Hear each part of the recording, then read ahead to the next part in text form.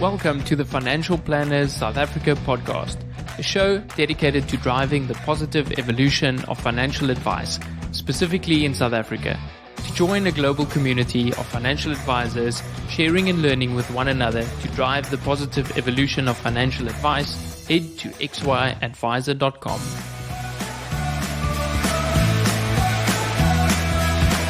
Portfolio Metrics is thrilled to bring you this podcast in support of our common passion, people, and the evolution of wealth management.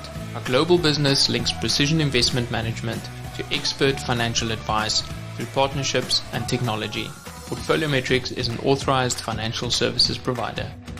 AssetMap is a proud sponsor of this podcast. Are you looking for the next big thing in advisor technology?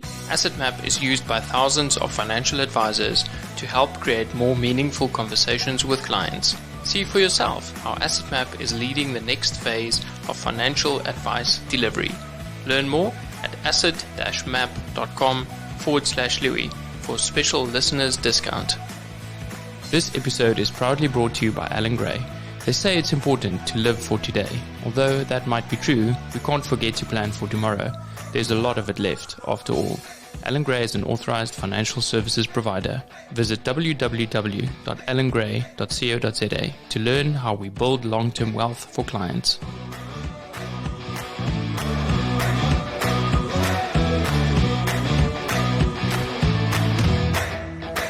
Welcome to another episode of Financial Planners South Africa. Today I have Didintle Mokonoto with me. She's a certified financial planner, a winner of the FBI Diversity and Inclusion Award for 2020, has made waves in the industry with someone that speaks her mind. She's currently a Strategic Enablement Manager at Astute. And Didi, it's lovely to have you here today. Lee, thank you so much for such a warm welcome. It's a pleasure and an honor to be here with you. Thanks for the invite. Didi, when we had our intro call before, there's so many valuable things that came up in our discussion. But I'd like you to give us a little bit of a background on how you got into financial planning. What were those first steps that you took? Yeah. Look, so I've been in the industry for, I think I could say about 10 years now.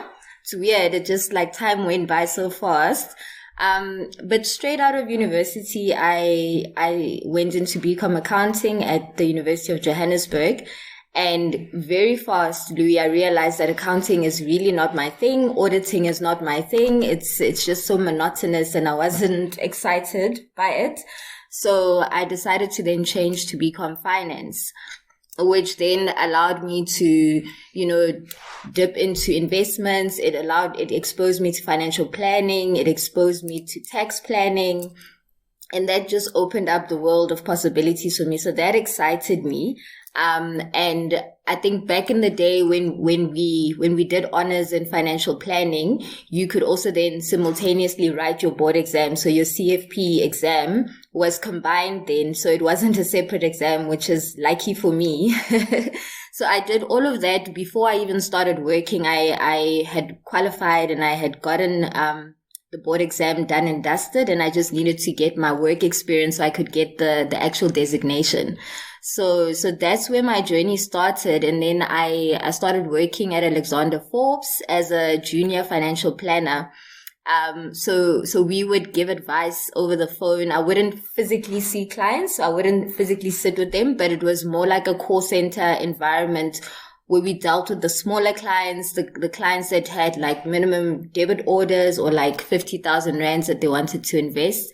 And that's where my journey started in this industry. Wow. So you took the professional education part really seriously and said, okay, I need to get my certified financial planner designation before I start giving advice. And like you said, back in the day, I also did it then.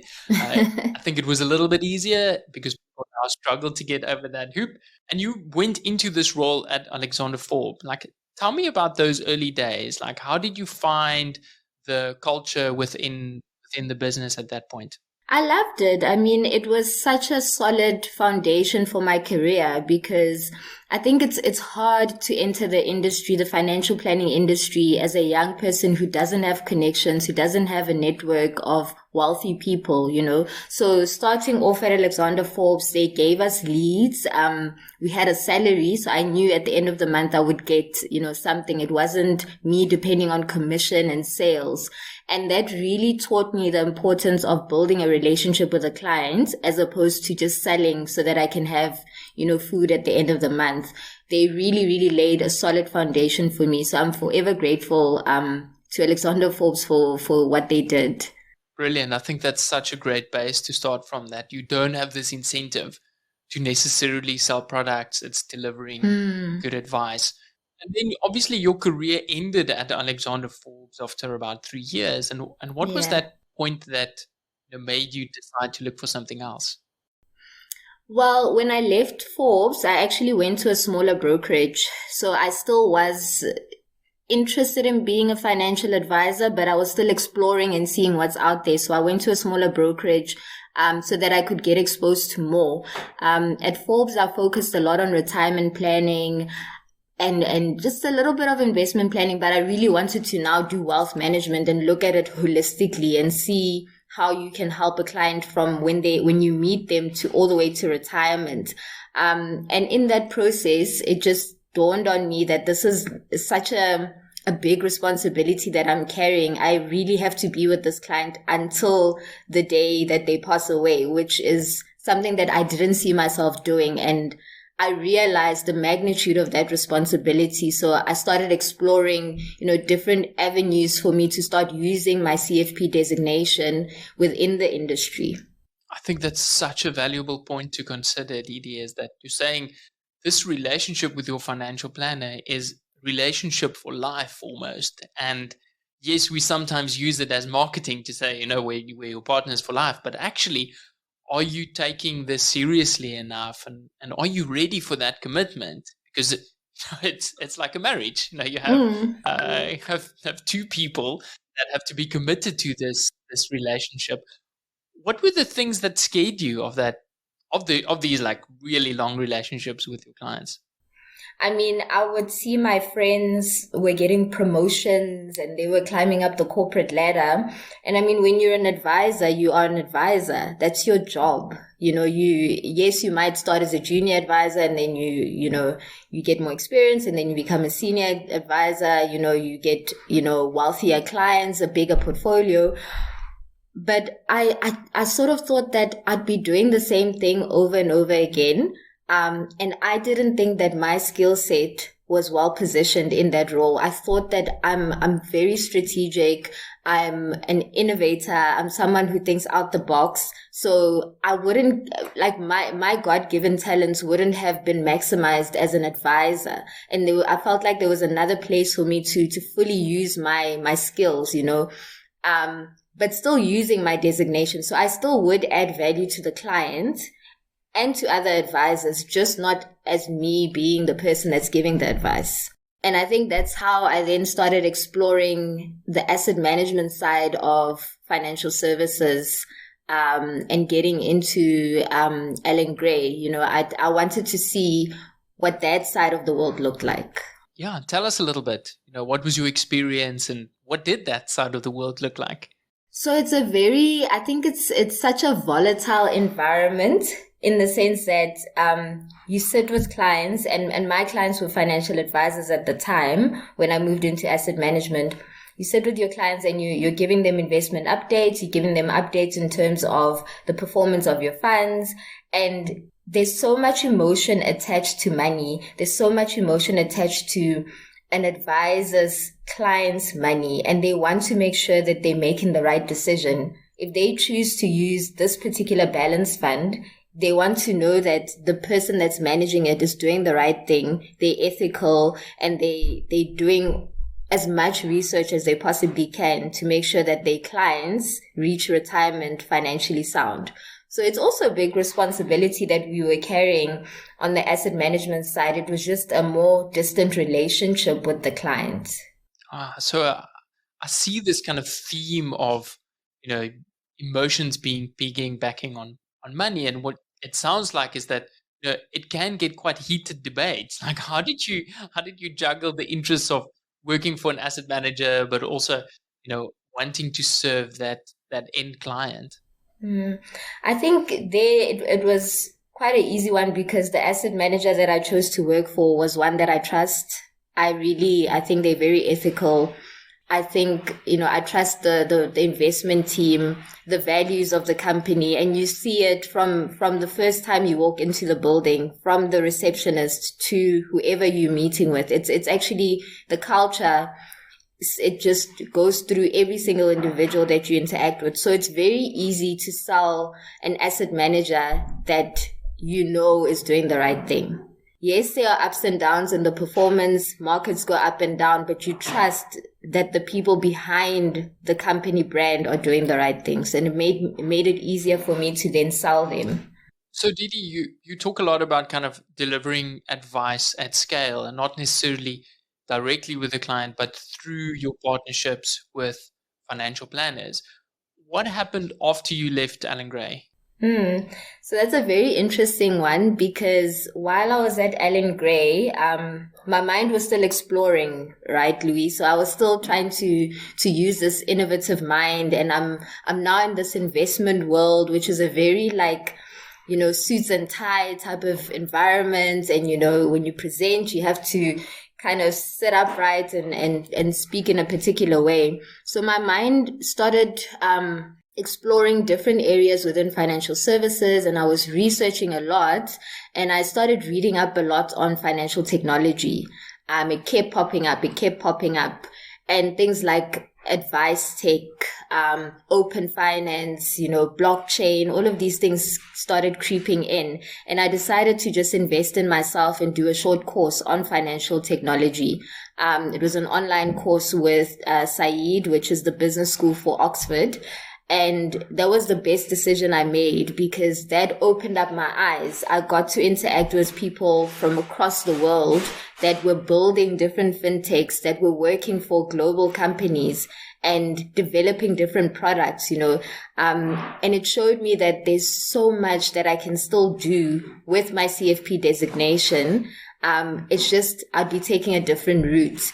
The only thing is I hadn't met anyone like me. So I had not met someone who has the CFP designation that had explored this fintech world, so I was literally alone. So what I decided to do is, obviously I engaged within the company that I was working for to see if there were opportunities aligned with what I wanted to do. And then I started engaging with fintechs all over South Africa. And I made a decision to kind of take 2 steps back. So to leave Allan Gray without a job and dedicate that time to finding the right opportunity that was aligned with what was in my heart and what my passion was, like that fire that was, igniting and really wanted to explode. I needed to release it, but I couldn't do it in that environment. So I took some time off, and unfortunately that was the same time when we had our first lockdown. So it was when COVID was starting. And I mean, who would have known that the world can stop? I mean, we joke about this all the time, but who actually would have known that the world could stop? So at that time, I was engaging still with different fintechs and maybe different payment systems, advice techs, all across the fintech spectrum. And that's how I then ended up engaging with Astute, which is a company I never ever thought I would work for, ever. It didn't even cross my mind. And from my very first interview, I realized that there's so much more to this company, and I need to actually get in there and see the work that they're doing and explore a little bit more. So yeah, that's how I ended up at Astute. Well, Didi, what a time to find your values and reignite that passion. And as someone that also enjoys technology and loves using it, I can only imagine how it must be sifting through these different areas. Tell us a little bit more about this kind of fintech program that you did. How was it engaging with people? I'm assuming there was not a lot of people from South Africa at that time. And then also, what can we learn from the global perspective on how businesses see fintech?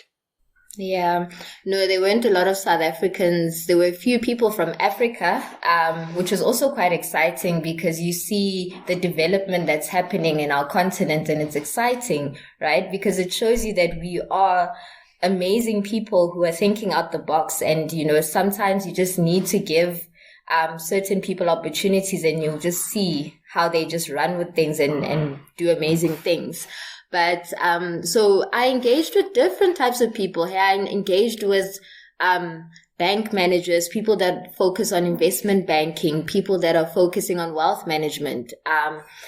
And there was a common I could say topic that kept coming up, and that was data. That's one thing that I picked up, the importance of data, the importance of having clean data, and how you can use it alongside technology to kind of improve efficiencies, improve how you're servicing clients, improve how you're marketing to your clients.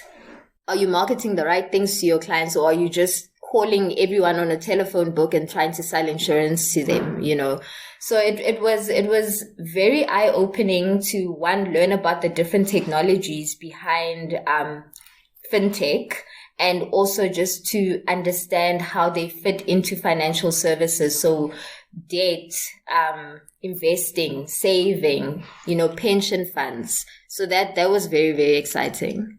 Okay, so with that strategic mind, it gave you a sense of where all these pieces fit in, and that allowed you to hone into one piece and say, okay, I want to focus on. Yeah, definitely. I must say though, when I left Allan Gray, I didn't know which part of what type of fintech I wanted to work for, because I was still very new to this, and I didn't have a mentor. I didn't really have someone that I could just bounce things off. So I was literally winging it. I was winging everything. And I was doing a lot of research, and I was just, watching a lot of YouTube videos. I could say that I kind of put myself through my own little university, my own little fintech university, over and above the course that I did. So when I ended up at Astute, I had an option between like a point of sale type of fintech, or like Astute, which is a data exchange company that is in the center of financial planning, I must say. So then I decided to go with Astute, because it really, really did speak to my qualifications and the experience that I have in the industry. So when we hear Astute, we typically think, oh, that's the place that you go to get policy information for a client. But from our discussion, there's so much more. Maybe you can just give us a brief background in what are the different services that Astute offers, and where do you fit in? Yeah, so I mean, it's so funny. When I also applied to Astute, I thought literally it was just the policy data part of the business, but it's such a dynamic company. So we've got those intermediary services that most financial advisors know about. We've got risk services, so where we are integrated with different insurance companies, and we're actively trying to mitigate fraud. We're trying to reduce fraud, insurance claim fraud, so there's different systems that we've put in place to make sure that if Didi has been naughty in the industry, in the insurance industry, all the insurance companies should be aware that Didi is someone that you should probably put a red flag up for, so it's just little nudges that we give the insurance companies to, research a bit more. The data analytics teams can understand their clients a little bit more, understand their clients' behavior a little bit more. There's just so much to the work that we're doing. And we're seeing sort of like an uptick in financial advisors, funny enough, financial advisors who are building their own fintechs, that talk to not only the CRM capability, but also other jobs that financial advisors need to do. So some of the fintechs specialize in investment planning, some of the fintechs specialize in estate planning. But at the end of the day, Astute is in the center of these technologies that are being built to make advisors' lives simpler and easier, and insurance companies' lives easier. Yeah, that's so interesting, because we've seen a couple of cases where it makes complete sense for a financial planning practice to build their own proprietary software as opposed to, buying something off the shelf or customizing one of the bigger planning pieces out there. What is your take on financial planners building their own software? And, at what point does it make sense for a company to consider that? I would say if it's your passion. So if this is something that you're passionate about, then do it. Because you might, if you're going to do it out of frustration because you're not finding what you're looking for, you might end up wasting money, resources. Do the research, do the homework. You obviously understand what you're looking for. You've been doing this for years. So if there's a fire inside of you that's saying, do this is part of your purpose. I'm all about purpose. If this is part of your purpose, do it. If it's not part of your purpose, then be the person that is engaging with the different software providers that are there and tell them what you want. Tell them, use your voice. But I don't think that everyone should be building their own, system. I think it's going to take a lot of money and you don't want to start it and leave it halfway. You'd have to think about things like distribution strategies. You need funding. You need to actually build the system. So you need a developer, you need an engineer. There's so many different things that you need to think about, and not to forget that you actually have a book of clients that you have to manage and take care of while you're building this fintech. So I would say do it if it's really something that in your heart of hearts you think you will add value and you should actually be doing this. I love that it comes back to that fire and what you're passionate about. And what you told us is that with the beginning of lockdown, there was the same time when you found yourself in between jobs, in between opportunities. Yeah. What was the process that you took to find your passion? What was the process that you took to find your passion? I just researched and I read a lot. So my starting point was, what did I study? Do I even enjoy what I studied? Okay, that was a yes. Okay, at least I enjoyed that. I enjoyed numbers. I enjoyed dealing with people. Okay. And then I just started researching financial services, what's happening, new trends, and then, like I said, fintech kept coming up. It kept coming up. Or maybe I was gravitating towards it. I don't know. But then I started researching a lot about that. And it just made me excited. As I was reading on it, I got excited and I realized I actually have to explore this a bit more. But I always say when you're trying to find your purpose, it needs to be aligned with helping people. So your purpose, I think people tend to overthink purpose. It's not, building a Tesla or starting an Uber. That's not your purpose. Your purpose is you want to help people. Okay. So I want to help people. What is my core skill set? Okay. Financial services. All right. Cool. So within financial services, how can I help people? And you start thinking around that. I always say that I wasn't created to be served. I was created to serve. So that's like the core of everything that I do. And when you start thinking that way, you see your perspective changes and you start seeing opportunities that you probably wouldn't have seen if you were focused on things like, I want to make money or I want to build this big corporation, Yeah, I love that serving mindset. And actually, we're in the business of helping people, like you said. Yeah. Helping your clients. But at the same time, you can build a sustainable business and also employ people and through that help them. Didi, your kind of role as the chairperson of the FPI Practice Management Committee, what do you come across in businesses that you think people are getting stuck in? Like, what are the things that you see that is taking up all of their time and that you think there's actually maybe a solution out there that they're missing? Sure. From a lot of the engagements that I've had with advisors, the one thing that takes up a lot of time is compliance. There's a lot of red tape. It takes up time, and it takes time that advisors should be using to sit in front of clients. They're using it to make sure that all the tick boxes are ticked. So, things like KYC, you're seeing a lot of technologies that are coming up that are integrated with the Department of Home Affairs, for example, that makes your KYC process a little bit smoother and more efficient. And, you can do things like take selfies and it kind of links your ID to your selfie, things like that. I think compliance is a big, time consumer in a practice. The other thing is admin, so there's this whole, debate about, having an administrator, like a physical person who's doing your admin. And my thing with administrators is, I think we as an industry need to look at the administrators as people that we can develop. Anyone that is dealing with paperwork, anyone that is capturing, anyone that is doing something that a robot or computer can do, we need to help those people figure out what they want to do, what their purpose is, and let's help develop them.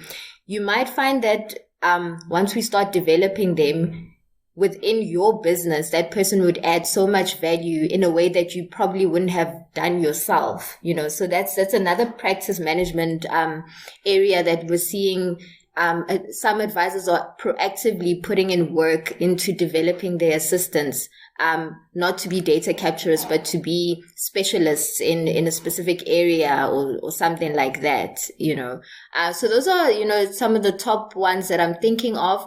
We're also seeing, just things like, behavioral coaching. So just coaching your clients and having the ability to sit with your client and listen and actually listen to your client. The ability to coach your client and not tell your client that they need to go into this particular fund or they need to, use an RA instead of a tax reinvestment, but the ability to understand what your client really wants. Like, what is important to Didi? Does she actually want to get married? Does she want children? Why are you forcing her to, buy a house right now just because she can afford it, So that fine line of between telling and coaching your clients, we're also seeing some of that creep up. I want to delve a little bit more into this role that you're talking about in terms of expanding the capabilities of your staff and actually planning for a future role and not just saying, we're going to automate away your current occupation and your current role. Like, what are the practical steps that someone can take to build a staff development plan? Where do you start? You mentioned your passion, but like, what do you see practically? Yeah, I think, and I mean, this is for any industry, anyone that is managing a person. I think the most important thing is for you to remember that you are working with a person who has feelings, who has goals, who has aspirations. I think that's the first place to start. And then, give them your time rather. So give them your time, have time to sit with them, whether it's once a month, once a quarter, but like to catch up and find out where they're at in their minds, right? Once you've gotten to that point, you can then start looking at your practice, or your business and see where is your business going and where is this person going? Where's their goals? And try find a middle ground to see how you could possibly transition that person from where they are right now into a more specialized role, or even if it's a generic role, but a generic role that would allow them to use their skill sets and sort of excel in what they're doing in a way that cannot be replaced by technology. A piece that you're talking about almost sounds to me as if the business needs to grow at a certain rate to allow a career path for that employee. Like, are businesses growing fast enough to create career paths for their staff? Yeah, it depends on the business and it depends on the owner of the business. So if you look at a typical financial planning practice, it's not the type of business, if it's maybe, there's one advisor, one assistant, I wouldn't expect it to all of a sudden have 10 employees or 50 employees in 5 years. That's not really the plan of the advisor. The advisor is really trying to maybe grow their book and grow the client experience. So you don't necessarily have to grow the number of employees or the size of the business, but you're growing the way that you're engaging with your clients. And when you do that, you need more resources to engage in a different way with your clients. So your assistant could be an enabler for you to do certain things that you were not able to do in the past, so you're only one person. If you are the advisor, you're one person. You can only sit with one person at a time. So now you've developed your assistant to be able to handle certain engagements with your clients in a way where your clients would still feel the same level of client experience. The journey wouldn't drop. They wouldn't get frustrated because this particular person doesn't know what XYZ is. So I guess what I'm trying to say is take your assistant along the journey. So if your plans are growing, if the way that you see your practice engaging with clients is growing and the way you'll be receiving your clients, bring your assistant along that journey. You don't just develop yourself and develop your systems and your technology, but develop the actual people in the business as well. Yeah, Didi, this concept of kind of brand consistency, I can see how that resonates with someone that worked at Allan Gray, where the brand consistency is so high. Yeah. And now I can see why, right? Bringing your assistant along on this journey so that for the client, it feels like this experience is growing, not necessarily just the growth of the business.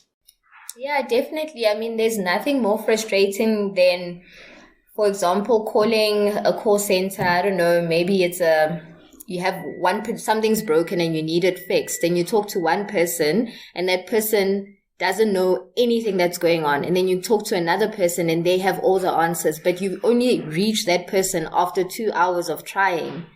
That is the most frustrating client experience ever. So if we can be consistent from the first point of contact right to the end, you will guarantee maintaining your clients and retaining them. Absolutely. Didi, what are those things that you look for in a financial planner? Like if you were out finding a financial planner to manage your finances or the finances of a friend, what would that shortlist be of the things that are key to look out for? So education is one. So for me, not necessarily do they have the CFP designation. I have engaged with some amazing advisors who do not have the designation yet, but aspire to get it. So education is key. The other one is how they engage with me. So do they respect me? Do they ask me questions or do they talk at me? Relatability is also a big one. Can I actually relate with this person? Do I actually enjoy being around this person? And efficiency, like service is just, it's so important. I mean, am I going to spend hours signing documents and completing the same thing over and over again? Or are you just going to send me one thing that I need to sign without having to print it? Access to my own information. Like, do you have, is there a way for me to access my own data via you, or do I have to contact the different platforms myself and, get all that stuff? So I think service is also right at the center of all of that. Wow, that is quite a list. I'm wondering, like, when we think of the platforms that we're engaging in, right? Like, how would you expect your advisor to reach out to you? Like, what are the platforms that are acceptable and what are the ones that are not acceptable? Do you mean in terms of meetings, or what do you mean? So there's quite a growing trend of clients, wanting conversations on WhatsApp or Facebook Messenger. Like, are those the things that financial planners should be engaging in, or should we push them back into channels that we can control more? I'd love to hear your thinking from a risk and technology and consumer perspective. So I think it really depends on what the advisor is comfortable with, to a certain extent, because you do have to push yourself a little bit, and also the type of clients that you're engaging with. So I definitely think if an advisor is trying to reach like a young person, millennial, or anyone younger than a millennial, you really need to be dynamic. We are all about boom, boom, pow. That's the best way I can put it. So, let's get it done. I'm in between meetings and you want me to do something. So I need to be able to click on my phone quickly, read it quickly and get it done, So whatever, platform you're using or system you're using, obviously data security is a key, factor that you need to consider. Is your client protected? Is their data protected? Is their privacy protected? Easy. I need to be able to access it very easily without having to have a million apps here and there. It must be central, whatever platform you choose to use. QR codes are something that's coming up and it's quite exciting because then you might not even need a website, depending on the structure of your business and the type of business that you have. A QR code could work for some people. It might not work for others, So really, I think as an advisor, just try and explore and see the different communication and branding mechanisms and softwares that are out there that you could possibly use, and maybe test it out with your children. Test it out with your children's friends and see, is this something that they would then consider if someone came to them, if an advisor came to them and said, hey, let's talk on this platform, would they buy in or what would they do? Yeah, like a lot of financial planning firms look at using technology to automate the financial planning piece, but yet don't use it when it comes to communication and service. And what it sounds like is that we're missing the boat. We should be focusing on communication and service and using that to speed up things as opposed to automate the investment selection process, for argument's sake. I mean, I definitely think, you need to find a balance between the two because the investment process could take you so long if you're doing these analysis yourself. If you're the one that's literally looking through all the unit prices and all the different unit trusts and all of that. So you need a balance, with your tech stack. But, definitely, client experience, I think, is so important. It's just, and the thing with client experience is, as clients, we don't even know what we need until someone puts it in front of us. I'll give you an example. So when I was in university, we used to catch cabs, like the old school cab where you just go to the corner at the mall and there's a guy in a car and he's got the yellow taxi sign and then you end up taking his number. Every time you needed a cab, you had your cab people. But then Uber came and you start realizing how unsafe that was. Nobody knew where you were. Nobody knew who that taxi driver was, but you used to catch those cabs at any hour of the day, and then Uber showed me that I actually need to take my security more seriously. It's actually inconveniencing for me to have to call the cab driver and then he says, okay, I can only pick you up in 20 minutes. That was but I didn't know it was inconvenient because I didn't know better until Uber showed me what I needed. Now, I would never go to a random cab and say, hey, can you please take me to the mall? I'd never ever do that. I love that thing of, you didn't really know how inconvenient it was. And at some point our clients might wake up and say, oh, I didn't really know how inconvenient this financial planning process was until something new came along. Exactly. And the funny thing is, because of Google and technology and instant gratification, we are, as clients, we're starting to realize that, we want things done faster, but we don't know how to articulate it to the people that are giving us the financial advice, right? We just know that we want it done faster, but we don't have the solution. And we need you, the advisors, to do this, for us. Help us help you. Let's help each other. So it's someone kind of understanding what's important to the client, but also translating that to the software provider. That's right? It. Yes. And are you seeing some firms doing exciting things? Like you mentioned some QR codes, and what are the exciting things that companies are doing, maybe globally? Yeah, no. So there are some exciting things. I mean, one simple thing that I'm thinking about is just creating a vault. So if you have a family, you have children, and you have a will, and something happens to you. Your family probably has to wait until the master of the high court, elects the executor and, you follow that process. But now we're seeing things like vaults come about where, there's literally a QR code that would then allow for someone who has access to it to see what's in the vault, and what is in the vault is your policy information. It's your, investment information. It's your beneficiary list. It's your will, obviously you wouldn't be able to action anything. You still have to follow the necessary processes, but just access to information is a little bit easier now with technology.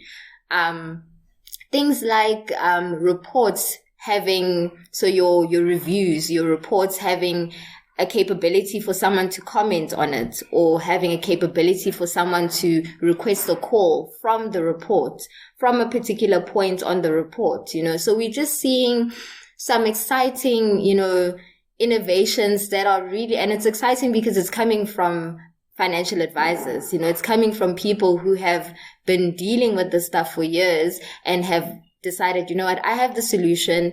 I have the passion for this. I'm gonna produce this thing, things like investor behavior, little nudges that are very relevant to you. So we could be the same age, we could be the same race, the same height, the same everything on paper, but we're not the same person. Like you could be into red and I'm into pink, so it's very important for these different technologies when they're pushing, marketing to you, or they're pushing, little nudges. It must be relevant to what you want. And data is the center of things like that. It's the center of driving some of those processes, data-driven processes. I think that's just the key there.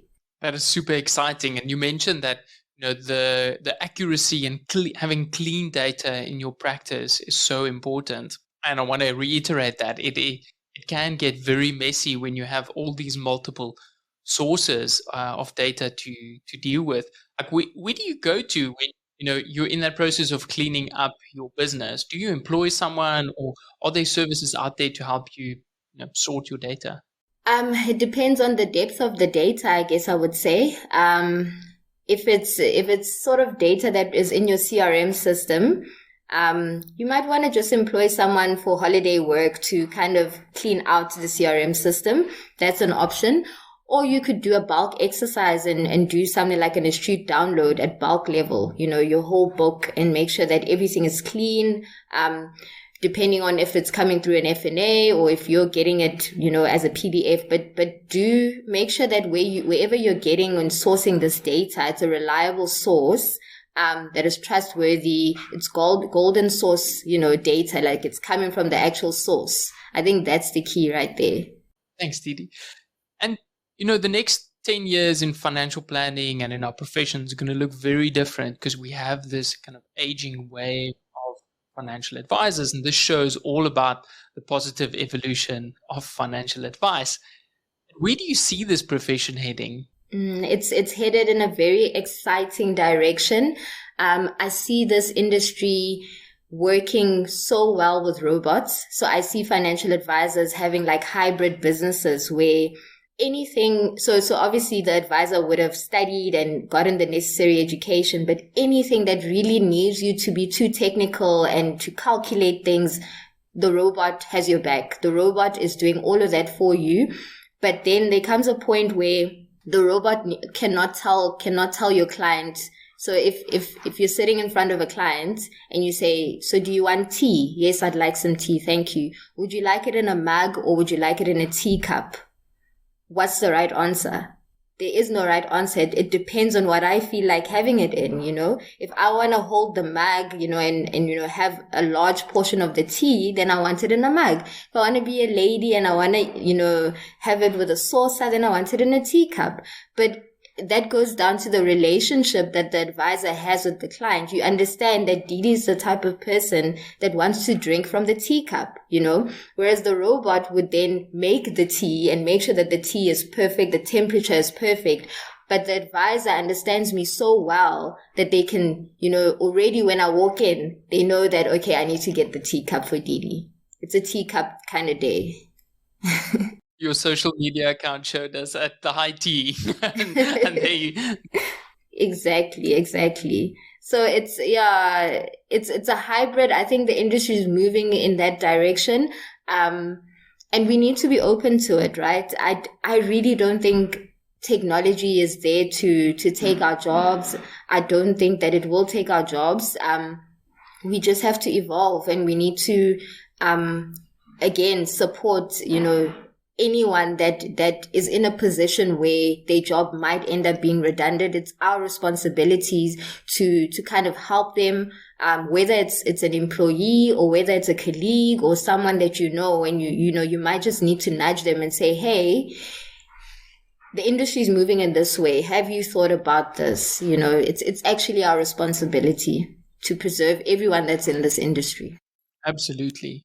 And that gap between the people that have and the people that don't have, like that process of narrowing it and upskilling people and saying, okay, we want you to be a more valuable contributor in this business.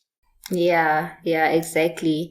I'm thinking about even, the advisors who are thinking of, or not even thinking, but they are reaching retirement age. They're at a stage where they probably cannot give advice anymore, but they don't know who to hand over to. And they, the process of succession planning, hasn't started, it didn't start in the early stages. So now they, thinking, how can I do this in the most efficient way, in a way that would protect my clients, in a way that would preserve my clients' assets and, their books.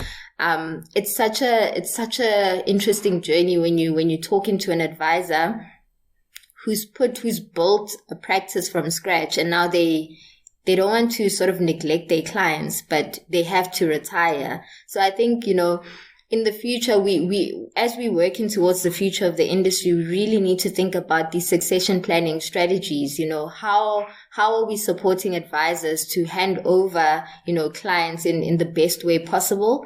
How is technology helping with this, in terms of valuing their books and valuing, their overall business? How is technology assisting in that space? We have to be thinking about that.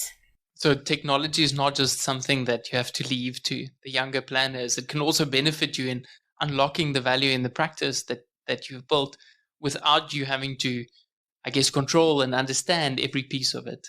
Yeah, I think it would be so much easier if someone bought a business that was digital.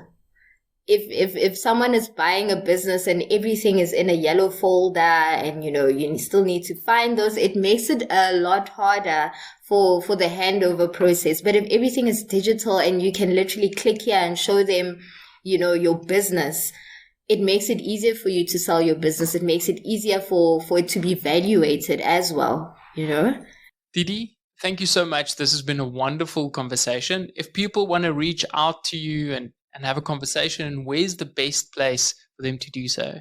Okay, so the one place is LinkedIn. So just simple Didintle Mokonoto.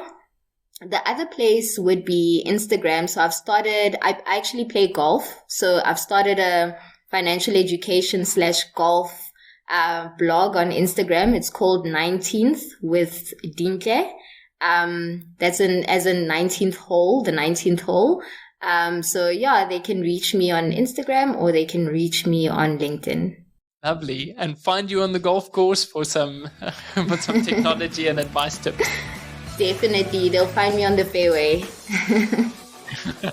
The driving range. Nice to see you again, Didi. Thank you, Louis. Bye.